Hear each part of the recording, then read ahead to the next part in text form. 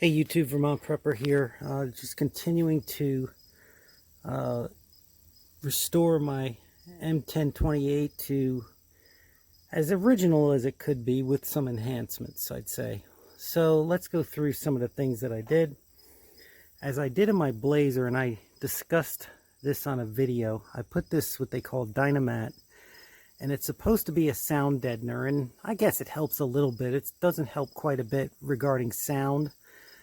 I'd say some, but what it does, and not sure if it's going to make a difference with this fuel filter right here, the spin type, but on my Blazer, it made a huge difference where I didn't even need to run any kind of additive or anything in the diesel fluid or diesel fuel when during the winter, and it gets pretty cold here in Vermont. You know, we can get minus 20, 30 degrees below.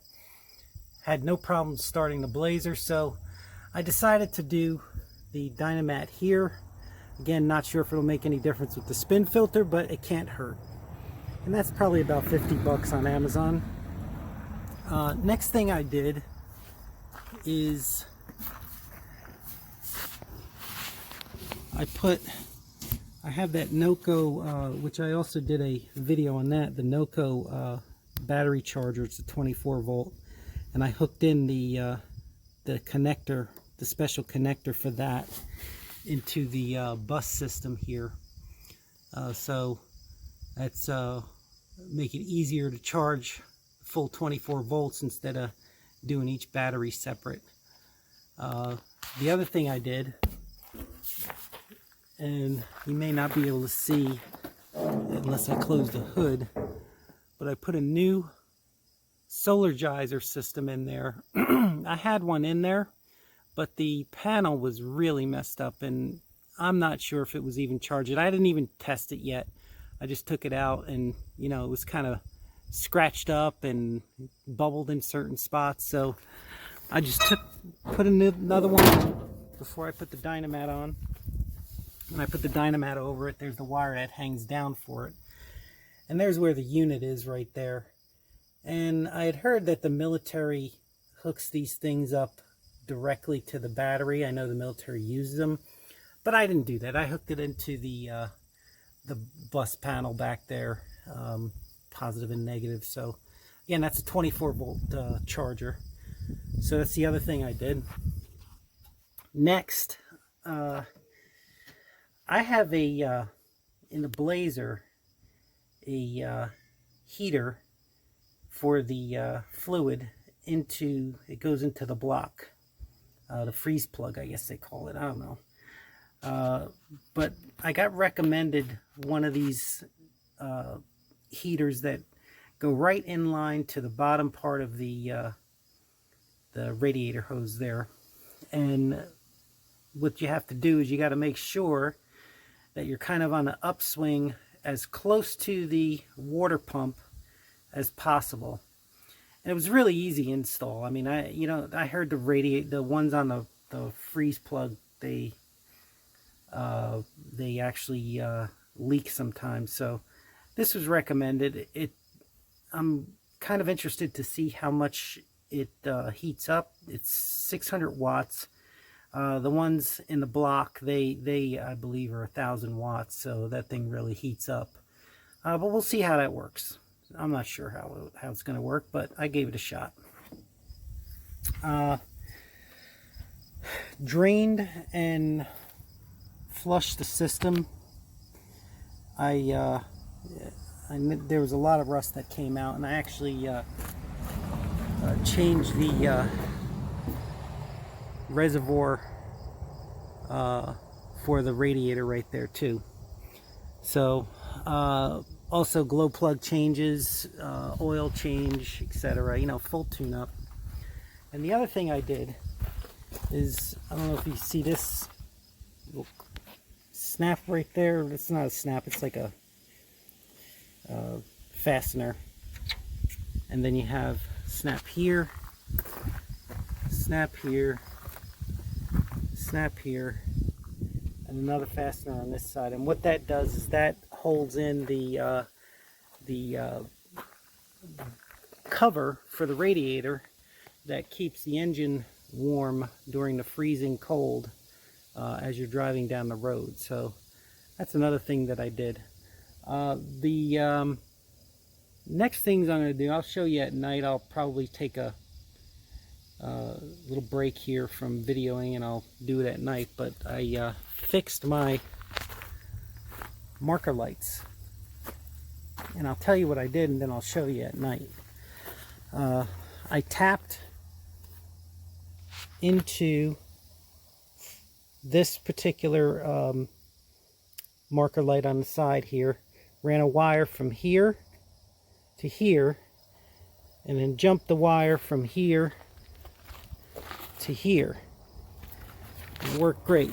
And then I just ran the line up above the little wheel well lip there and into the connector right there. So I mean, it works really well.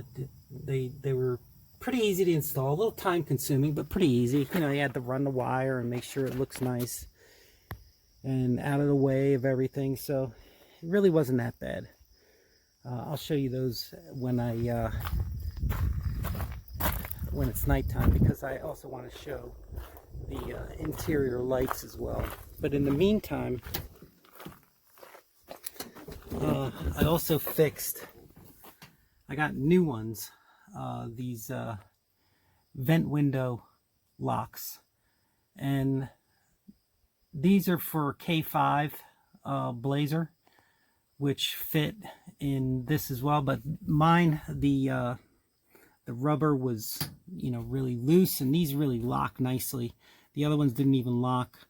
So this one, they're pretty easy to do. You got a pin right here that you just take out with a roll pin punch, and then, you know, they give you instructions to put together.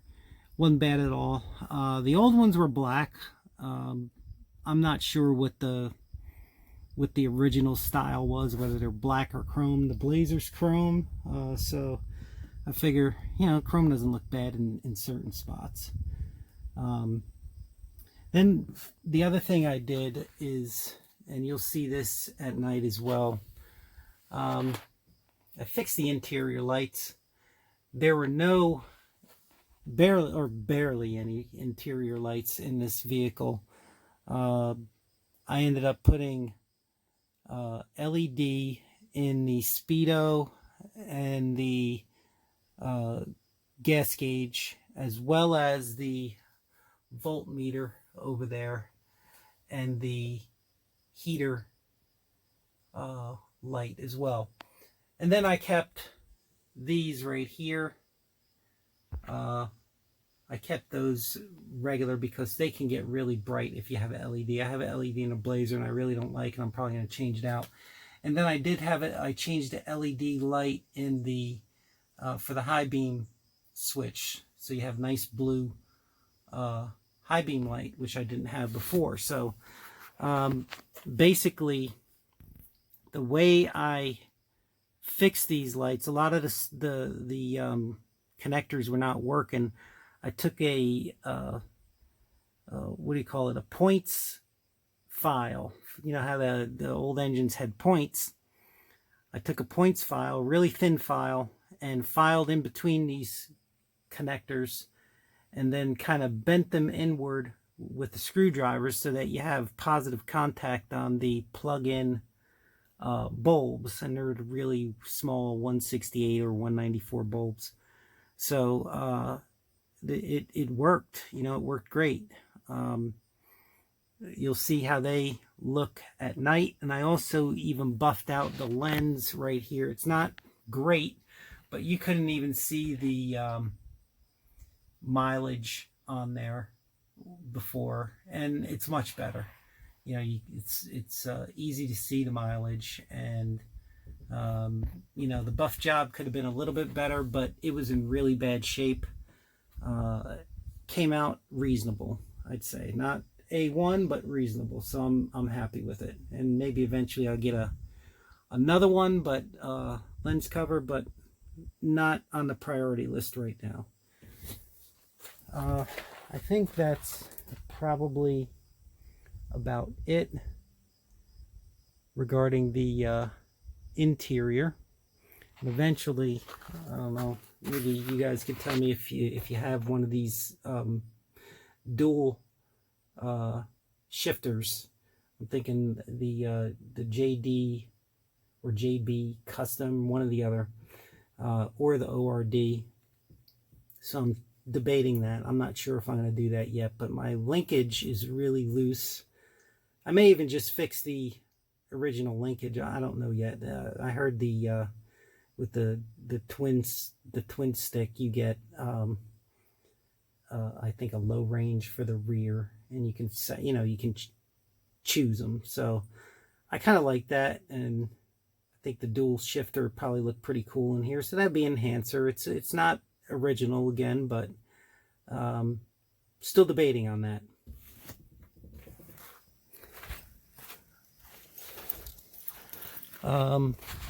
Let's see, the toolbox. I'll show you what I did there.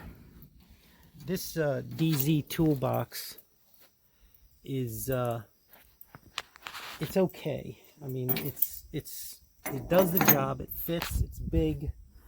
I'm gonna just set this down here 1 second while I climb up. Can't do it with one hand.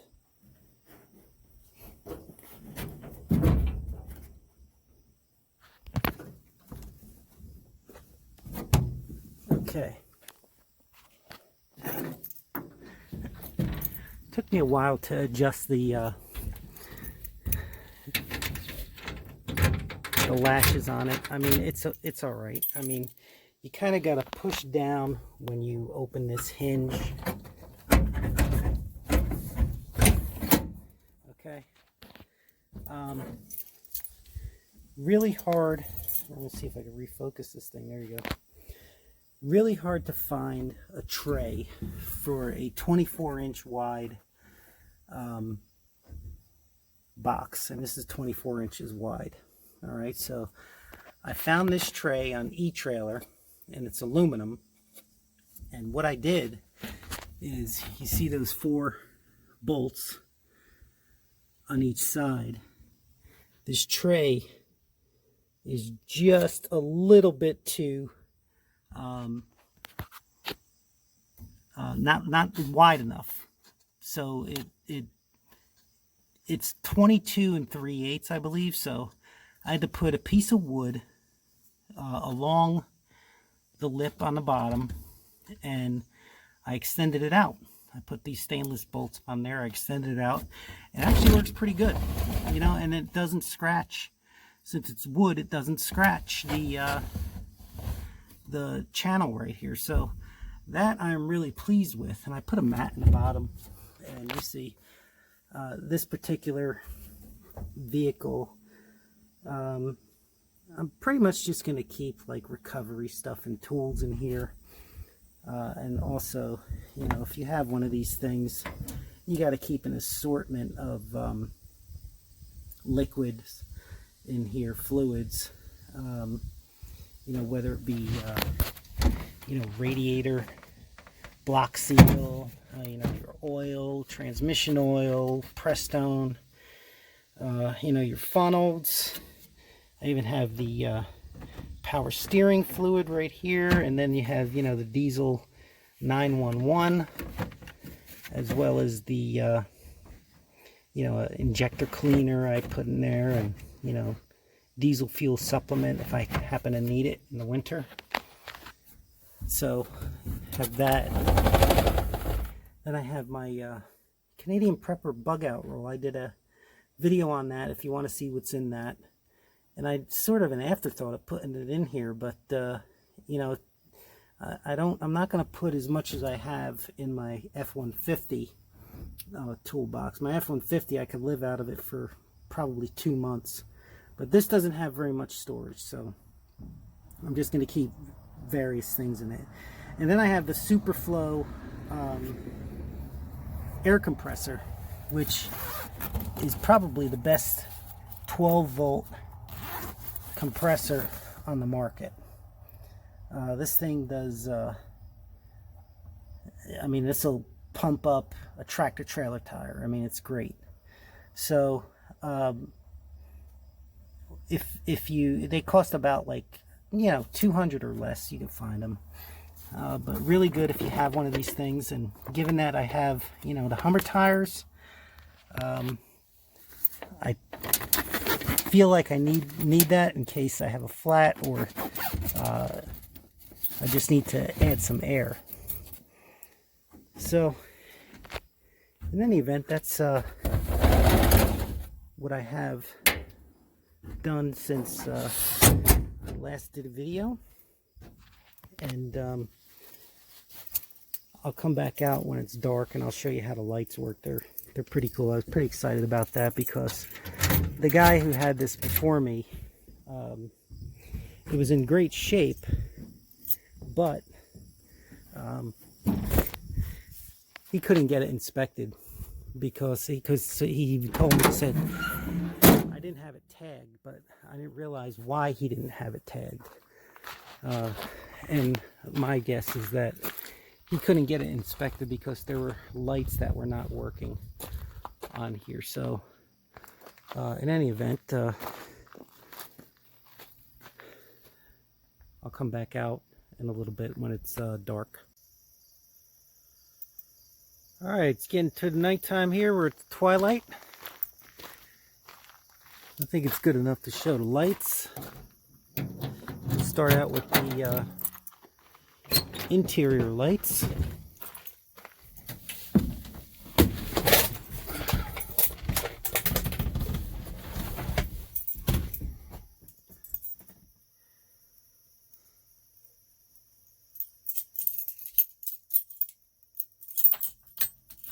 Start her up.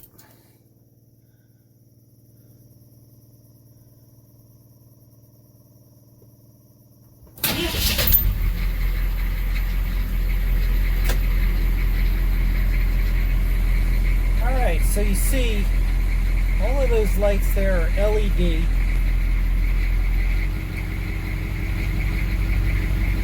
They actually work pretty good. I'm happy with them.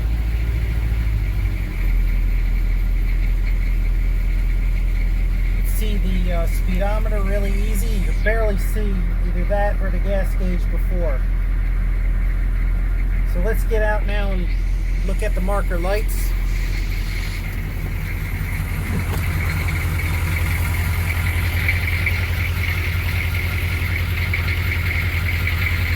Alright, there's one.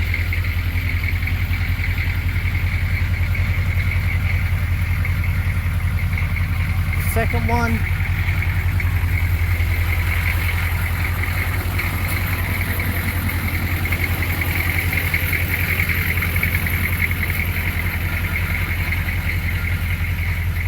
Here they are from further out. Actually makes a big difference on the truck. Those are regular bulbs. I did not put LED in there because what happens with LED, unless you get the same color as the lens, it'll look like a white light. So I just decided to keep them, you know, the regular 194s, not LED. So I'm pleased the way it came out. And you see my headlights are the Sylvanias, and I think I showed those on a previous video. The Sylvania halogens. And I showed you how I adjusted the headlight so that it stays up. I used a nice little hack. You can check that out on the separate video. Fender washer. Alright, let's take it for a little drive.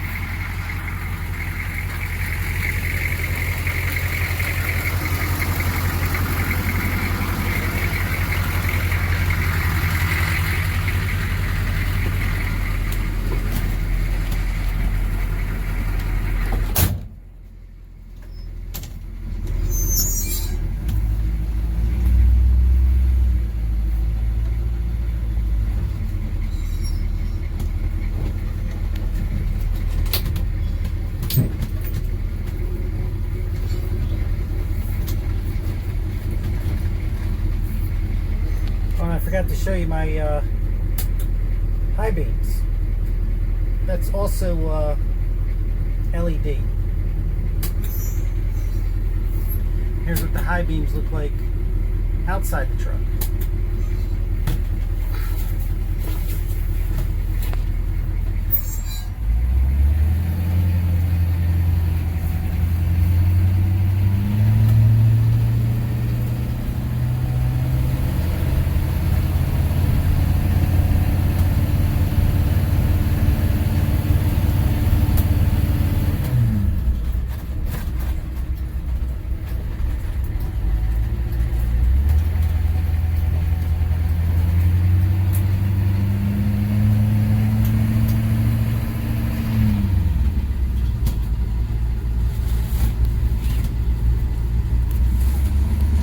Always a nice little dirt road here.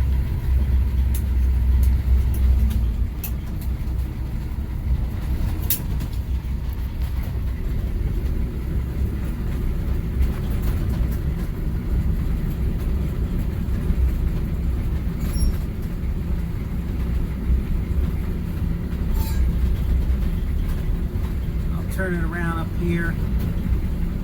There you see the high beams. Really throw off a bunch of light, and I'm going to be getting some of the Baja designs once I put my winch on there. I have to figure out how to mount the winch because it's the 25,000 pound stallion winch from Sherpa, and really is a lot wider than most winches, and the whole pattern is different as well. So, and then I have the challenge of what am I going to mount it on. So I contacted Off-Road Design, gave them some pictures of the truck. I don't know if I'm going to make this U-turn. Let's back it up. Gave him the pictures of the truck. Gave him some of my ideas. They actually have a K30 mount. It's a tubular mount. But this, I want to make sure that I don't have to remove my bumper. I want the integrity of my bumper as well as the brush guard to stay intact. I don't want to lose either one of them because that's part of the original vehicle, and I don't want to mess with that. But I do want a pretty radical bumper. May end up having to get one welded, but that's okay. We'll figure it out. I figured let me try something where maybe you don't have to fabricate the whole thing. It'll save you a little money and look pretty cool. So I'll wait for Off-Road Designs. The winch hasn't come in yet. I've been waiting for the steel cable. They're only shipping those with the synthetic rope, and I'm not a big fan of that because that doesn't last very long.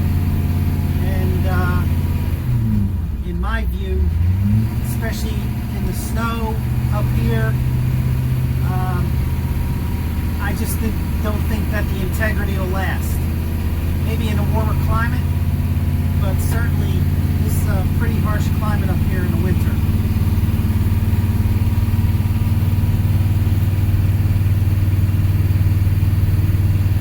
Alright, so I hope you all liked the video, and I'm going to be heading home. You don't need to see me park. It's not that exciting. So it's like, subscribe, comment, do it all. Take care. Vermont Prepper out. And as always, keep prepping.